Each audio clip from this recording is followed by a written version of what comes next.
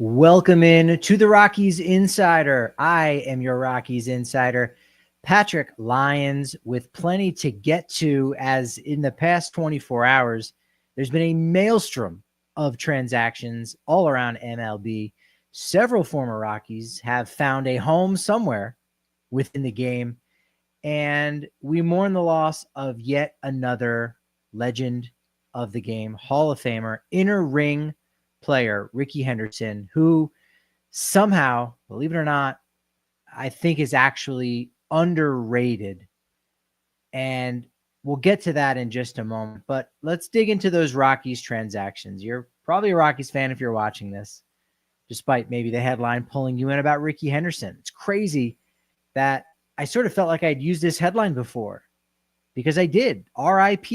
We had just lost Pete Rose not that long ago. Not a Hall of Famer, but certainly a Hall of Fame personality and an all-time baseball great. So really sad weekend altogether. But looking at things in a more positive light, several former Rockies have found a home. Most recently, on Monday, Coco Montes is coming back to the States. He had himself a pretty solid 2024 with the Yomiuri Giants. They went deep into that postseason. I think the Giants actually ended up winning NPB this year. So he got himself a ring. I assume he got himself a ring after leaving the Rockies organization. Really just didn't see a path for him with the team going forward. Pretty much blocked not only by Brendan Rodgers, but Ezekiel Tovar at short, Ryan McMahon at third base. And as teams can sometimes do, they make it pretty clear to players that, you know what, these guys are maybe have a little bit more priority. Especially when you go ahead and look and you see the opportunity that Aaron Schunk was able to get in the second half of the season as the club's utility infielder. So Coco Montes just really didn't see any real opportunity for him with the Rockies that first part of the year, and latched onto that deal over an MPB. But he's back now, signs a minor league deal with the Tampa Bay Rays, which anytime a player goes to a team like the Rays or the Los Angeles Dodgers, you immediately think, oh man, how much better is this guy going to become now that they are with an analytical minded organization, or at least one of the best analytically minded organizations in the game. So maybe some changes, maybe some tweaks can be made to help Coco Montes have a much longer stay in the majors this time around. But when you look at the depth chart for the Rays right now, who also signed Eloy Jimenez to a minor league deal, Montes is also blocked right now in the infield. He's not a shortstop. He can probably spend some time there and be somewhat adequate. We did see Aaron Schunk do that at shortstop when Ezekiel Tovar needed a very rare day off. Schunk, for the first time ever playing shortstop, was very adequate defensively. I think Montes could be adequate defensively at shortstop, maybe more as an emergency option. He's a second base, third base option kind of guy. You might be able to see him in the corner outfield on certain days, and you know the Rays would more likely than not use him in that capacity. But if you're looking around their infield at second base, Brandon Lau is already there. He's actually the highest paid Ray right now. He'll make $10.5 million for 2025. There's a club option for $11.5 next year. And with the going rate for second baseman almost going down in these last, couple years, we saw the Rockies really balking at $5.5 million for Brendan Rodgers. I don't know if that option is as clear to pick up as when Lowe was an all-star not too long ago. But would another team be more interested in paying Brandon Lau that 10.5 this year and picking up that option in 2026 for 11.5? Absolutely. So the Rays are always looking to make a deal, always looking to make a trade. So that could free up some space at second base. Junior Caminero, one of the top prospects in the entire game, he's not going anywhere over at third base. Curtis Mead, who can play some second and third base, the Australian prospect, he's currently on the 40-man roster, whereas Coco Montes is not. Got to mention Richie Palacios and Jose Caballero, both as middle infield third base options. So it's going to be a little bit harder for Montes to crack the big league roster, probably more so than if he had come back to the Rockies. But I could also see the Rays using him in somewhat of a DH role, because the Rays, using analytics, a lot of evidence shows that if you can free up your DH spot as a place for players to get a day off of their feet from playing the field, that's going to keep those guys fresh. So it's going to allow you a really nice rotation of about 11 plus guys. If you can do that, let a guy not have to run out to left field, but be your DH, and someone else get some playing time out there defensively and at the plate. And so if you can rotate that DH spot, that's great. If you can have an otherworldly talent like Shohei Ohtani as your DH, I mean, wonderful, but we know there's not too many of those. Even if you want to lower the bar to Hall of Famers like David Ortiz and Edgar Martinez, lower the bar again to the Hall of Very Good guys like Nelson Cruz, that's still even very rare. It's still incredibly rare to have a DH that can carry that 25 plus homer, 90 RBI load. It's just very rare. So could the Rays end up using Montez in that DH spot? Possibly. I could see him maybe getting some more opportunities with the Rays at the majors this year after a successful run over in Japan. Ben Bowden signs a minor league deal with the Athletics, a.k.a. the A's, a.k.a. that's it. We can't call them anything else. Just Athletics, just A's. They've actually jumped the line, because if you go to a site like Roster Resource, which is run by Fangraphs, now alphabetically, things have been thrown off, because instead of it being Baltimore as the first team in the American League, BAL, in that abbreviation, you now have ATH. These are some of the challenges a beat reporter like myself have to deal with day in and day out. I know, crazy, right? But Bowden signs a minor league deal with the Athletics after two pretty solid seasons the last 2 years, in 23, 24, with Philadelphia in Atlanta, entirely in the minors. Bowden, lefty, now 30 years old, was previously a second-round pick out of Vanderbilt University back in 2016. Appeared in 21 games, or rather appeared in 39 games in 2021 with Colorado, had an ERA north of 6, but since gaining that free agency after 2022, was, like I said, solid with first the Phillies and the next Atlanta. In the minors between those two seasons, he's got a strikeout rate a little north of 30% in 81 and a third innings pitch. He's now on a roster that very well could use an arm that's been successful at the AAA level. If you want to call him a quadruple A reliever, I don't think such a thing exists. If you're a quadruple A reliever, you're a big league reliever. You're going to be needed. You are going to get an opportunity. Didn't happen with Atlanta last year, which is a little surprising. Phillies, you could kind of understand that in 2023 with how strong that their bullpen has been the last couple seasons. Atlanta, I'm a little surprised he never got that shot with them. Nevertheless, I think he will with the Athletics. So if he can manage to fight his way through that Pacific Coast League, should he have to start the year with the Las Vegas Aviators, that's going to make it challenging. But I think Bowden has a much better shot probably than Coco Montes at some playing time in 2025. And then finally, a former Athletic and former Albuquerque Isotope. We didn't see him at Coors Field, but if you're following the minor leagues, if you're following the guys over at Blake Street Banner, you probably heard the name Carlos Perez a bunch. He was a catcher, third base, first baseman, really solid season in 2022. He played with the Isotopes in AAA there, didn't get an opportunity with the Rockies, but he signs a minor league deal with the Chicago Cubs. And if you're saying, well, wait a minute, that name sounds familiar, a catcher in Chicago, don't confuse Carlos Perez, the catcher, with Carlos Perez, the catcher, because that's his younger brother. Carlos Perez is a catcher who has now signed a minor league deal with the Chicago Cubs, who's, I want to say he's 34 years old now. The catcher that's named Carlos Perez that catches in Chicago, he's with the White Sox. He's only about 25 years old. So pair of brothers, same name. That's baseball. The first base market took a turn in I don't want to say a 24-hour span. It was probably even less than that. But on Sunday, it was as if the game of musical chairs had ended. And everybody found a seat. Everybody found a team. Everyone except Pete Alonso, the biggest name out there, one of the biggest free agents.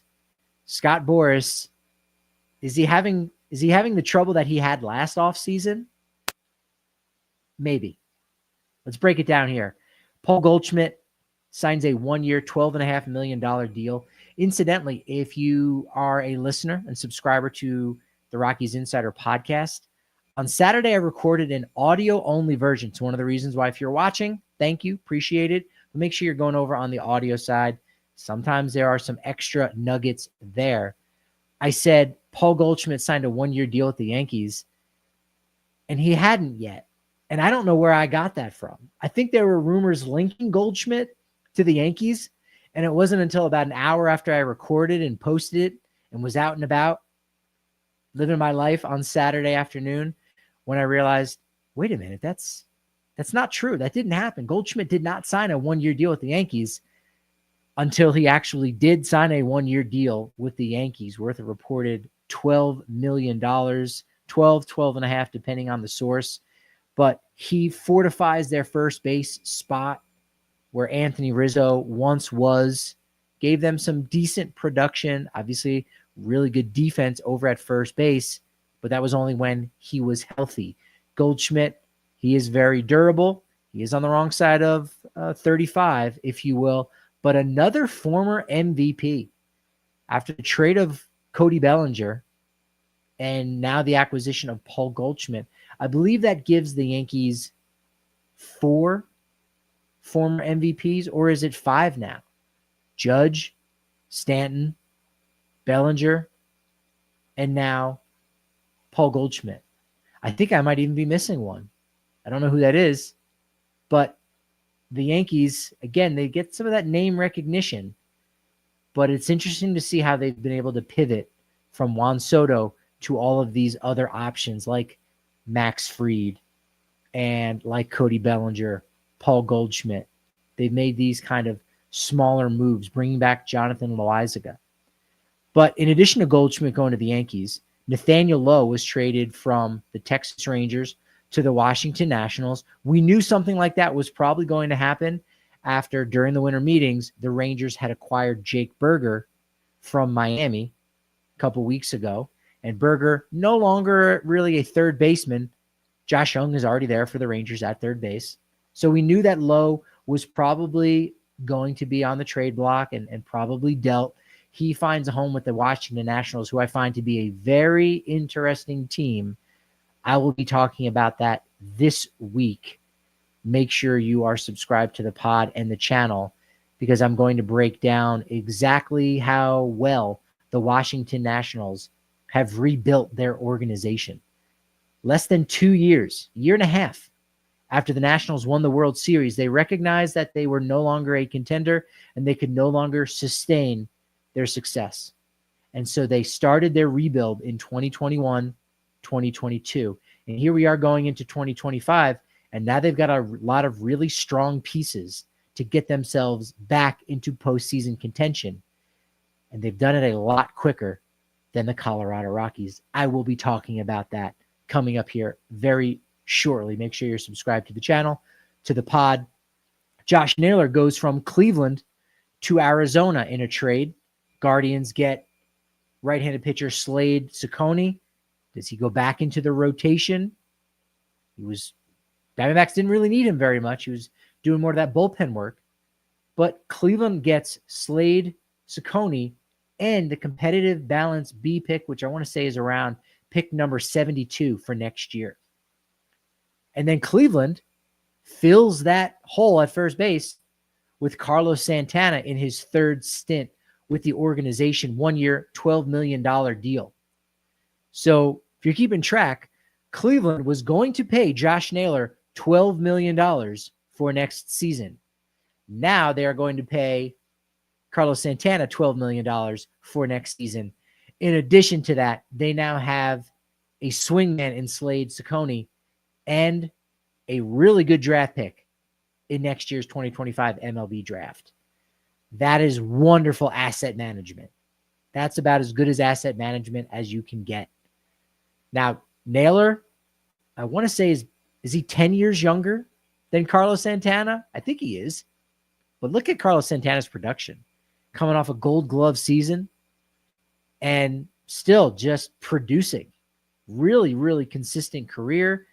And Naylor was going to be a free agent after 2025. So instead of waiting around to get something for nothing or giving him a qualifying offer, which Naylor could be a cuspy player, he's not a lock to get a qualifying offer after next season.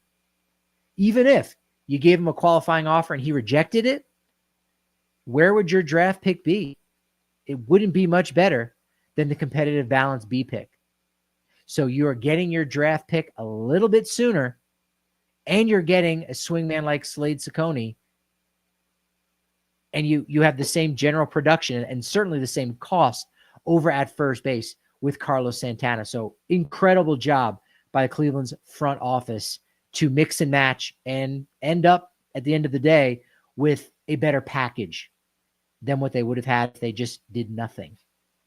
Santana also reportedly had a 2-year deal with Seattle, who is really struggling right now. And you got to think, if there's a GM on a hot seat, it has to be Jerry Dipoto, because the Mariners have been very patient with all the moves that he's been able to make. And while you like them on paper, it just seems as if the Mariners continue to come up short.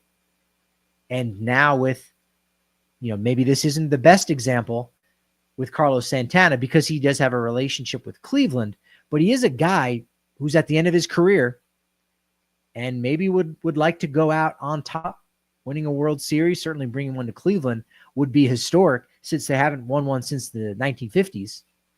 But nevertheless, he's not a major free agent. It's not like the San Francisco Giants when they couldn't reel in Aaron Judge, or when the Carlos Correa situation unraveled and it just seemed as if big-time free agents did not want to come to San Francisco. This is a middle-tier free agent that didn't want to go to Seattle when he could have had one extra year. This could be Santana's final year. He could fall off with his production offensively, defensively, entirely. He could have left money on the table with Seattle, but he wanted to go back to Cleveland. So that doesn't make Seattle look very good. And that doesn't make the job that Jerry Dipoto has done look like it's been that effective. So it'll be interesting to see, how much he is on the hot seat. I think he has done a nice job considering, some of the challenges that the Mariners have had in the last few years, because, they've got a real tight payroll to try to make work. But despite, on paper, these moves looking really solid for the M's, I've liked what they've done. I've liked what Dipoto has done.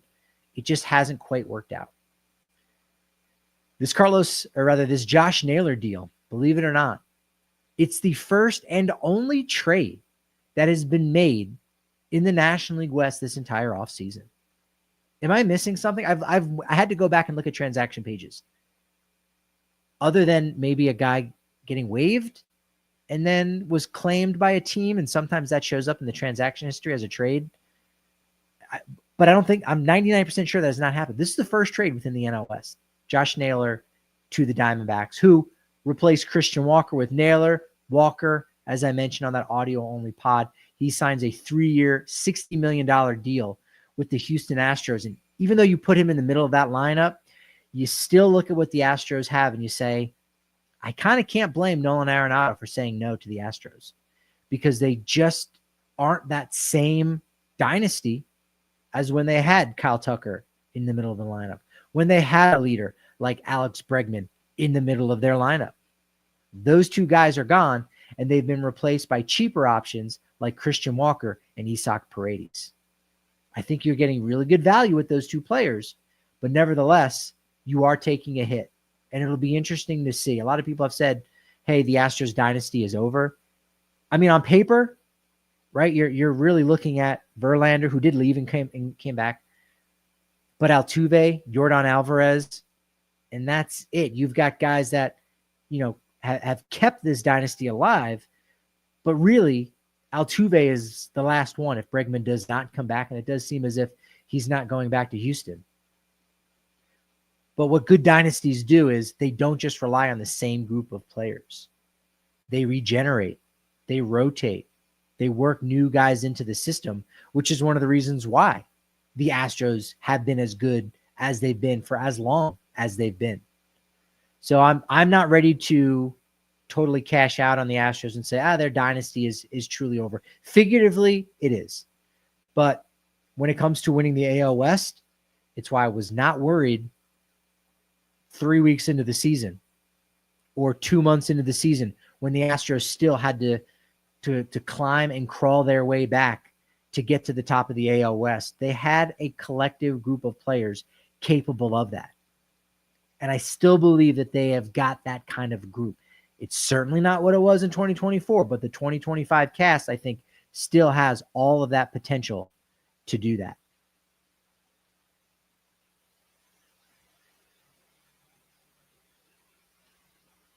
Rockies Insider with Patrick Lyons. Going to reset here, going to recharge, talk about the loss of Rickey Henderson, a few more transactions within MLB, including a player that certainly by no means I think is a comparable player to Rickey Henderson, but you can say great power speed combination. And you certainly could say maybe this guy has a Hall of Fame case. He ends up signing on Monday with a familiar team. And we'll talk about his Cooperstown case here in just a moment, because we got a flurry of moves coming in just before Christmas, just before the start of Hanukkah. Mets end up re-signing and bringing back Sean Manaea, 3 years, $75 million. This is now the third off season in a row that Manaea has had these like 2-year deals that he's opted out and then signed with another team and he made even more money. So agency doing a good job for him. He stays with the Mets. $23.25 million of that $75 million is going to be deferred over a 10-year period, 2035 to 2044. I'll say that again.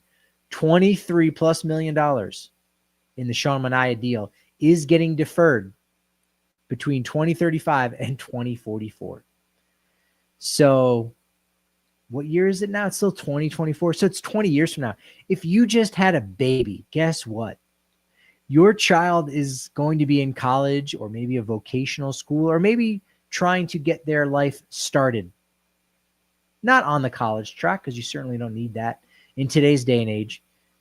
But they are going to be a full-fledged adult by the time Sean Manaea gets his last paycheck. So I'm not sure what the exact number the Mets are paying him.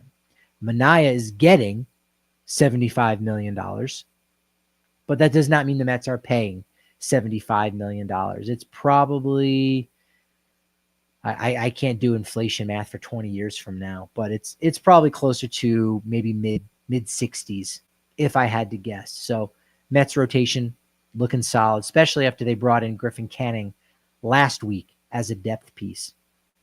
One of the Dodgers' key depth pieces from the last few years, and a guy who's one of the few that has a ring from both 2020 and 2024, Walker Buehler.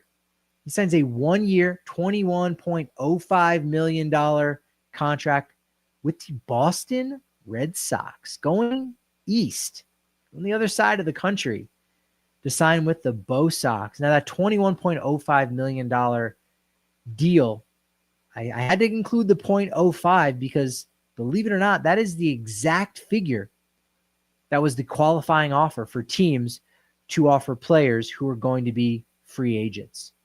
Again, if you've had a qualifying offer put on you in the past, you can't have it again. So if Cody Bellinger, for example, has a fantastic MVP caliber season with the Yankees, he's going to more likely than not opt out of his deal because he only has one more left in 2026. He's going to opt out, go back into free agency. The Yankees cannot say, hey, we want to put a qualifying offer on you of about $22 million, whatever that number is going to end up being, because Cody Bellinger has already had a qualifying offer put on him. Once it's been done once, it cannot happen again. So Walker Buehler signs for the same number as the qualifying offer, which makes you think, should the Dodgers have put the QO on him? Should they have given him that and either brought him back for that price that he is now signed to Boston for, or if he rejects that and goes out into the field, now they get a draft pick. They get a compensation pick. I'm sure they discussed it. I'm sure they crunched the numbers to say, you know what, Buehler's probably going to be worth this exact number, if not very close. But if they had given him the qualifying offer and he rejected it, that really would have hurt Buehler's market going forward. Because any team that would have signed him would have said, well, when we sign you, we're going to lose a compensation pick. Or rather, we're going to lose a draft pick. So now your value is tanked by the fact that a draft pick is tied to you. We might even have to give up two draft picks if you're a large market club, because you no longer just lose one, you lose two. So then all of a sudden now maybe he has to settle for $16 million or a 2-year deal for $28 million, and he doesn't get an opt-out. So I imagine that the Dodgers were aware that if they give him the qualifying offer, he's very well going to accept it, because by rejecting it, going back out on the market, he would have been dinged for having that qualifying offer. We've seen a lot of guys have that. And we're going to continue to see that with a guy like Alex Bregman, who, look, he is a special player that's worth losing a draft pick for. Same thing for Pete Alonso. But as we get deeper and deeper into this offseason, now that all the first basemen have been settled, Carlos Santana back in Cleveland. That moves Josh Naylor over to Arizona. Their former first baseman, Christian Walker, is now with Houston. And you got Nathaniel Lowe going from Texas over to the Washington Nationals after the Rangers acquired Jake Berger. So this carousel, everyone's sitting on a bench or sitting on a horse except Pete Alonso. And now that he's got this qualifying offer attached to him, I'm not going to say it shifts the power dynamic to the team's favors, but it's becoming less and less likely that Scott Boras is going to be able to navigate a great home or a great deal for Pete Alonso. He got hit a lot last offseason, Boras did. And I think he learned from it. That's why he got Snell off the market as soon as possible. He's done that with a lot of his guys. He's done a good job of navigating that. I think he needs to find a home for Bregman as soon as possible, because the third base market is heating up. We've heard about rumors attached to Alec Boehm.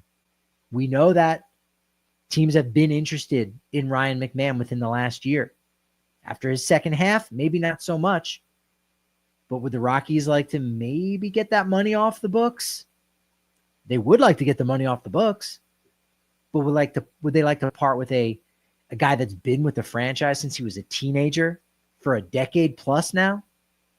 That maybe not. But nevertheless, if more of these third basemen start to move around, Isaac Paredes, he's with Houston. If more of these guys at the hot corner start shifting around, when the music stops, there's not going to be a good chair for Alex Bregman. Someone will definitely want him. But because of the qualifying offer, and because they'll know there's no other team out there for Alex Bregman, there's going to be a team-friendly deal out there for someone. Just like there were a lot of team-friendly deals for clubs last offseason, because Boras misjudged the market. He did not manage it as well as he would have liked. And he's been better this offseason, but he's really going to need to find a home. I think Bregman needs to sign a deal before the new year. The next couple days even. Honestly, he's got to get that done.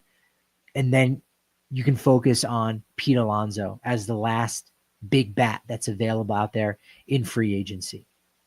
Jock Peterson, he's now off the board. Not the same bat you might have thought he's been in the past, but did you take a look at his 2024 numbers? They were phenomenal. He signs a 2-year, $37 million deal to go to the Texas Rangers, who are a strong candidate to rebound.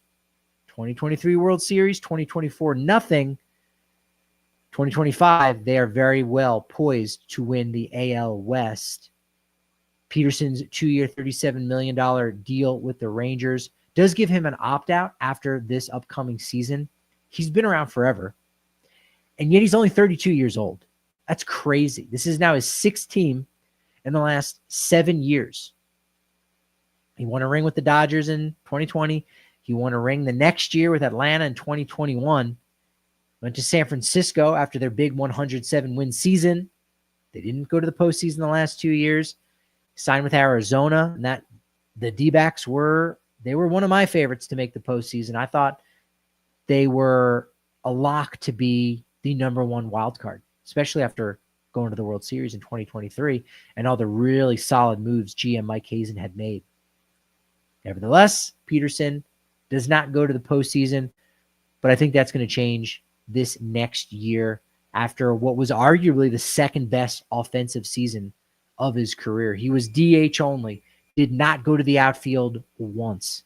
23 homers, 64 RBI, and a career high 275 batting average to go along with an impressive 908 OPS. That's pretty darn good. That's an overall upgrade for the Rangers, who lose Nathaniel Lowe, but they add Peterson and Jake Berger. And now Peterson is reunited with his former Dodgers shortstop, Corey Seager. And their manager knows them pretty well from the NL West days in Bruce Bochy. A couple more minor league deals, or minor deals, I should say. They're not all minor league deals, but minor deals with upside. Eloy Jimenez with Tampa Bay on a minor league deal. 31 home runs.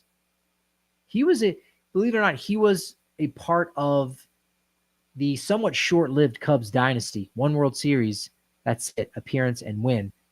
When I say that's it, look, it snapped a very long streak, a very long drought, right? 108 years. So that is not little by any means.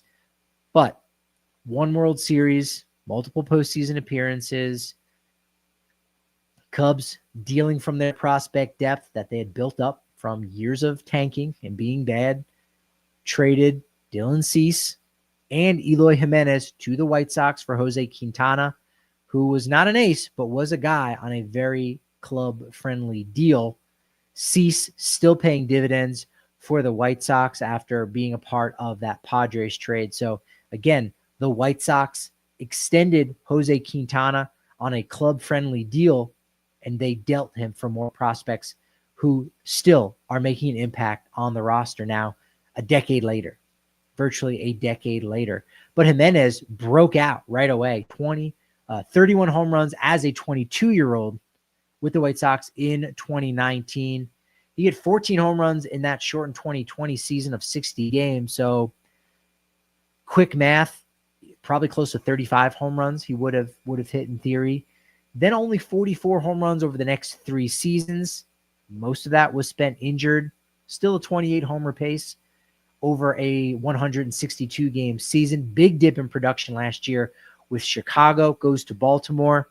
Doesn't really pick up where he had left off previously when he was healthy. So we'll see if the Rays can make those tweaks with him. I think that's a decent landing spot for Eloy Jimenez. Joe Ross signs a 1-year deal with the Phillies for $4 million. They're hoping that he can sort of be that swing man that Spencer Turnbull was as a long reliever spot starter. Andrew McCutchen. He returns to Pittsburgh on a 1-year, $5 million deal. He's now 38 years old. He's going to play in his 12th season with the Pirates. Believe it or not, it's his 17th season overall in the majors. That's wild. He was drafted in 2005, 20 years ago. He was drafted by the Pirates as the 11th overall pick in that 05 draft. Debuted in 2009. Quickly established himself as an elite player. Does have an MVP under his belt, of course. What I ask of you is to please appreciate Andrew McCutchen while he's still active. Please. And you can say that about any number of players.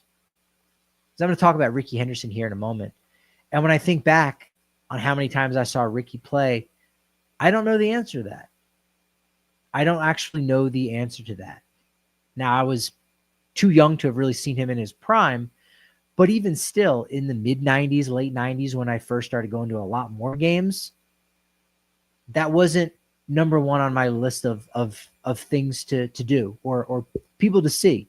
I cared a lot more about the pitching matchups that day and the superstar players of the time, the McGuires and the Sosas, right? But there were Hall of Famers still playing. There was still Barry Larkin at that time. So Andrew McCutchen, well, I'm not saying he's a Hall of Famer. Go and appreciate him.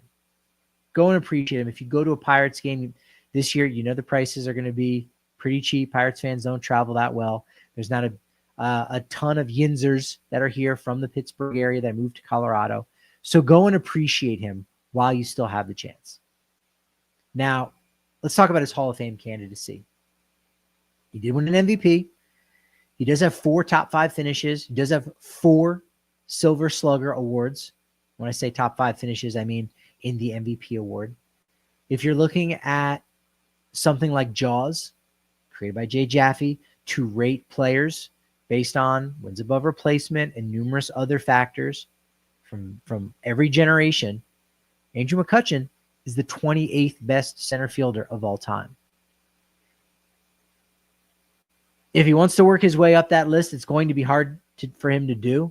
He'll have to probably slowly chip away with a couple more 1.5 to 2 win seasons, 2-3 more of those at best. And even then, probably no guarantee that he reaches the Hall of Fame. But he does have 2,000 hits, which puts him 3rd most for active ball players, behind only Freddie Freeman and Jose Altuve.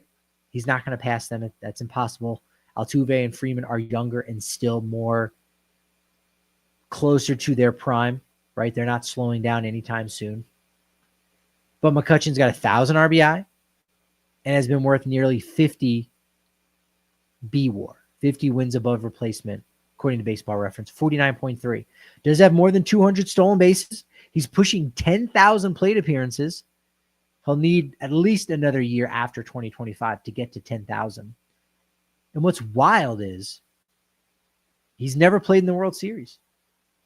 He's never even appeared in the League Championship Series. He's never even won a postseason series. Sounds a lot like Charlie Blackmon, doesn't it? And I think a lot of people feel strongly about Charlie Blackmon. Maybe not a Hall of Famer, certainly in the Hall of Very Good.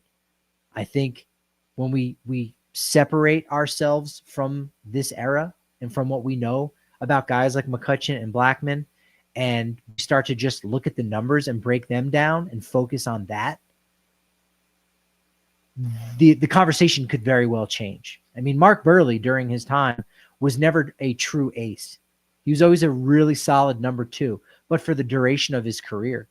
And you go back and look at how starting pitchers are being used now, and how when Burley played, he just went out and delivered 200 innings every single year. Finished short by like 4 outs in his final year. Could have, I think it was 15 consecutive seasons of 200 innings pitched. And now you go back and look and say, well, ERA north of 4, but he did pitch in the American League during a time in which that was the only league that had the DH. And the ERAs were a lot different between AL and NL. Now you look at a guy who you probably never thought was a Hall of Famer while he was active. Now you go back and look and go, shoot, he was a lot better than I realized. I think that's true of Charlie Blackmon. I think that's true of Andrew McCutchen. I don't think either of them are going to get into the Hall of Fame when their time comes up on the ballot. But I think time will be kind to them. I think over time, new baseball fans, new ways to go about analyzing the game, analyzing statistics, recategorizing players and say, wow, power speed combination. There's so much more value on that. Who are some of the great power speed combinations of the 2010s?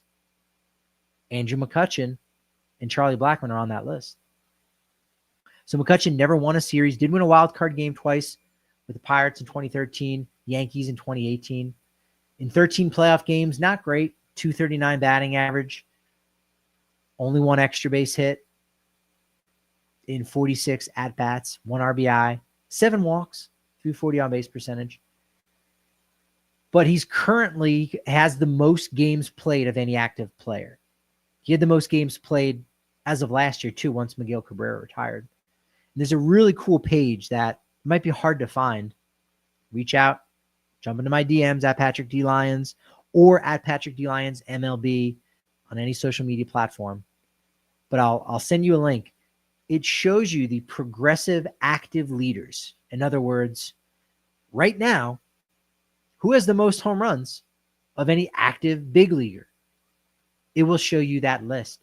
It'll show you who had the most home runs of any active player in 2023 and 2022 and 2021. And when you go back and look at that list, starting from the mid-90s all the way back to the 20s, you start to notice a pattern. And that pattern is the players that lead those critical statistics, home runs, RBI, base hits, all of them are in the Hall of Fame, or nearly all of them are in the Hall of Fame.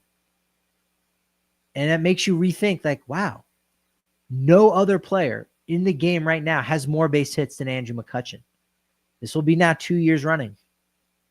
That's got to be worth something, right?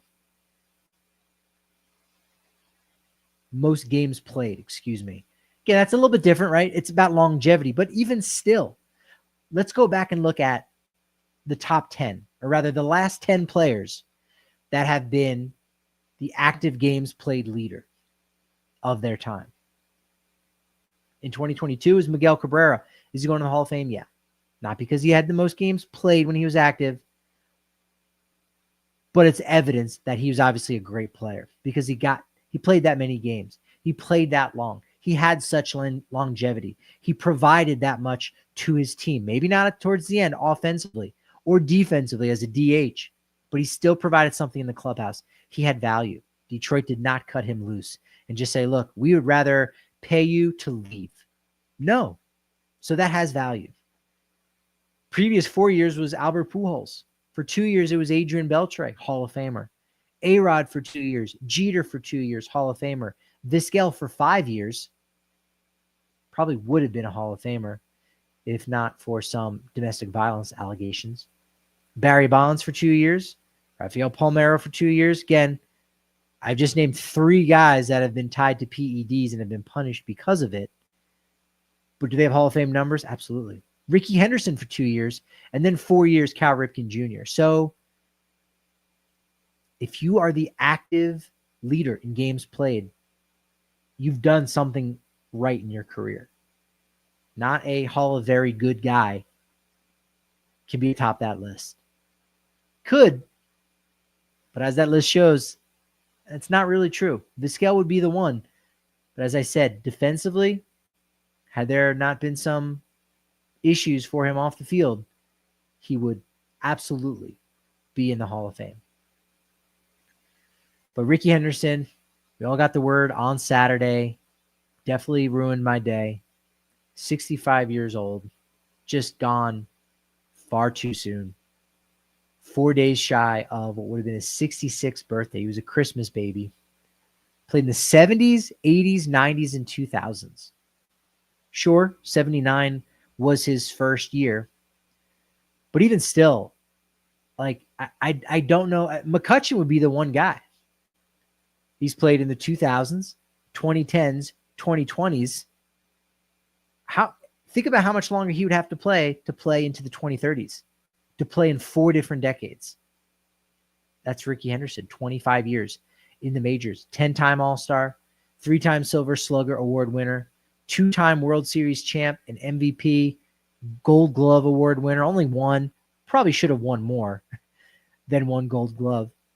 He was a first ballot Hall of Famer, 94.8%. That's inner ring right there. That's inner ring.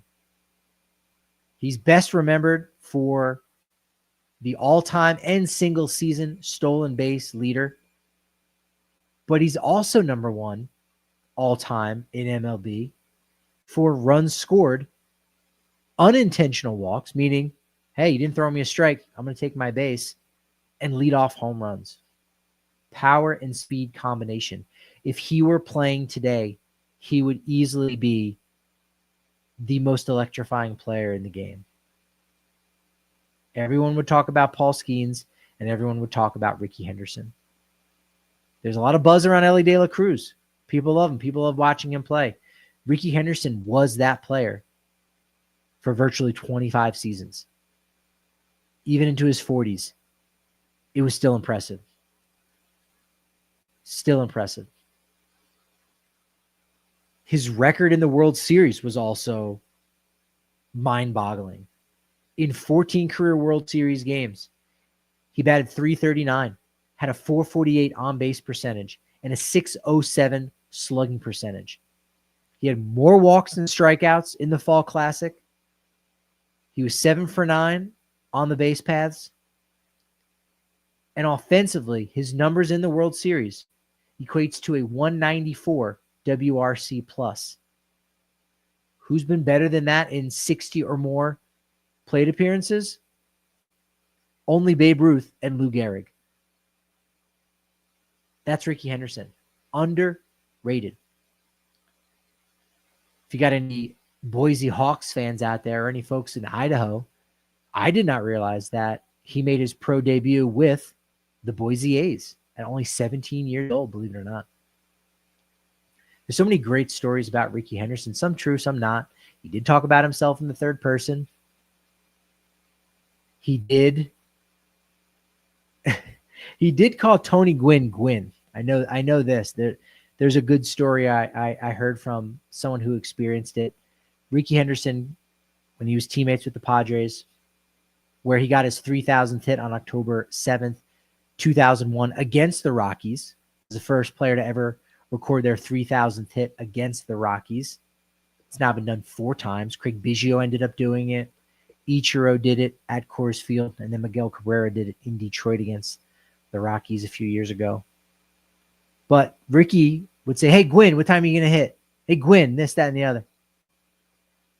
Nobody called Tony Gwynn Gwyn. They called him Tony. But when asked about it, Tony said, he's the only guy I let call me Gwyn. That's how special Rickey was. There's a famous story about, the Oakland Athletics. They're going through their books at the end of the year, and their accountant does it 2-3 times. And every time it comes back exactly $1 million extra is in their account. They got an extra $1 million just lying around, exactly $1 million, until eventually they realize, wait a minute, that $1 million is Rickey Henderson's. So they call him up and they say, hey, Rickey, remember that $1 million check that we gave you, that bonus? He said, yeah, I have it framed in my office. Got a frame, it's behind glass. It means the world to me. It's my first $1 million check. He said, Rickey, that's a real check. You got to cash that. And he didn't know. So I think they sent him a new $1 million check for him to actually go cash it. Please cash this one. The other one, they just left up in the frame. That story's true. The one that's not true is when Rickey played with John Olerud, and he's got the hard hat. He's got the helmet that he wears playing first base defensively, and said, oh, man, hey, I used to play with a dude that you wore a helmet on his head when I played in Toronto. Yeah, Rickey, that was me. That was me, John Olerud. That one's not true. That one's a good one. It's a good story, but that one I think has since been debunked. I do want to talk about Rickey Henderson's career at Coors Field because he never played at Mile High Stadium in Denver. He was with Toronto in 93. He was with Oakland in 94. Had a .910 OPS in 22 games, only 1 homer, 14 RBI, but he was 10 for 10 in stolen base attempts. He even went 3 for 3 in 2001 at the age of 42 at Coors Field. Only 5 visiting players have more than Rickey Henderson's 10 stolen bases at Coors Field. Tied for 4th, 2 players, Justin Upton and Michael Bourne, with 11 stolen bases at Coors. Michael Bourne, a perfect 11 for 11.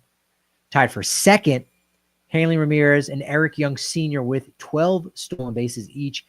Eric Young Sr. has the most stolen bases in Rockies history, 180, and the most in Coors Field history, 89, and he's tied for second most as a visiting player with 12. But number one all time for most stolen bases at Coors Field, Dave Roberts, manager of the Los Angeles Dodgers, Dave Roberts. 13 stolen bases, and believe it or not, he did it all within a 6-year span. As I said, 3,000th hit against the Rockies. And even after his career was over in the majors, he still kept playing parts of 2 seasons with the Newark Bears. 1 year with the San Diego Surf Dogs. Great name, not so great league. It was the Golden League. It only lasted about 5 seasons. I don't think I've ever seen a Golden League hat or shirt or jersey in the wild. Then again, I couldn't name you any other team besides the San Diego Surf Dogs. And I only knew about them because of Ricky. And it's just so sad because we've lost a lot of ball players in the last few years. Just since COVID, that 2020, 2021, a ton. But just even this past year, Pete Rose did an episode talking about him not that long ago. I recommend you go and you check that out, either on YouTube or as a podcast. Fernando Valenzuela, just before the World Series. Rocky Colavito, earlier this month. Rico Cardi, Louis Tiant in November, as well as fellow Hall of Famers Orlando Cepeda, Whitey Herzog, and Willie Mays, right before the Rickwood Classic, right before a game honoring Willie Mays. So Rickey Henderson, gone far too soon, 65 years old, legend, inner ring player in baseball history, and yet still you could say he was underrated. You very well could say that. At Patrick D. Lyons, at Rockies Insider, podcast, YouTube, shorts are going up still. Make sure you're checking that out. Have a safe holidays wherever you're going if you're traveling. Be kind to everyone around you. Everyone's a family member to somebody else, even if somebody is a jerk. See if you can give them a pass. See if you can. But I hope you have a wonderful holiday out there. I'm going to try to load you up this week. I'm going to record an episode right now as soon as this one gets done. So you've got a good 2 hours of Rockies podcast this week to help get you through the holidays. At Patrick D. Lyons, at Rockies Insider. Appreciate you stopping by and giving me this momentum. But as I like to say, momentum, it's only as good as your next show. So I'll talk to you then.